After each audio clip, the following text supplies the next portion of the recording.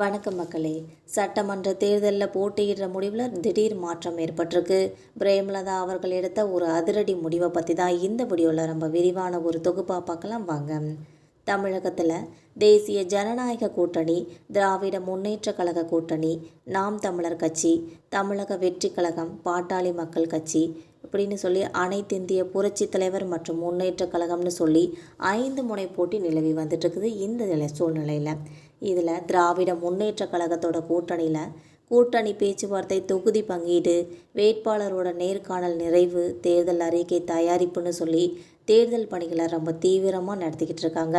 இதில் Marxist communist கட்சி, விடுதலை சிறுத்தைகள் கட்சியை தவிர மற்ற கட்சிகளோட தொகுதி பங்கீடு இந்த நிலையில் முடிவடைஞ்சிருக்கு. தொகுதி பங்கீட்டில் உடன்பாடு எட்டாத நிலையில் தமிழகத்தோட வாக்குரிமை கட்சி மற்றும் கூட்டணியை விட்டு வெளியேறி இருக்குதுன்னே சொல்லலாம்.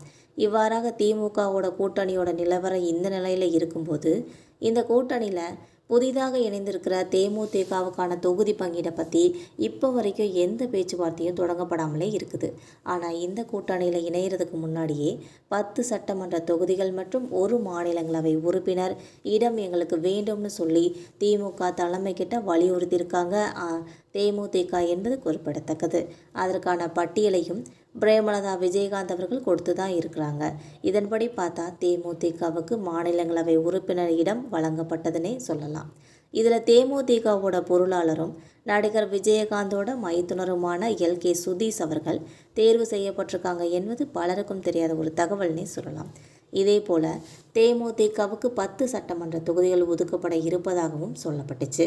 இதன்படி பார்த்தோம்னா விஜயகாந்த் போட்டியிட்டு வெற்றி பெற்ற விருத்தாச்சலம் தொகுதி இல்லை ரிஷிவந்தியம் தொகுதியில் பிரேமலதா விஜயகாந்த் அவர்கள் போட்டியிடுவாங்கன்னு சொல்லியும், இதே போல் விருதுநகர் அல்லது சாத்தூர் தொகுதியில் அவருடைய மகன் விஜய பிரபாகரன் போட்டியிடுவாங்கன்னு சொல்லியும் ஒரு கருத்து தெரிய வந்துச்சு.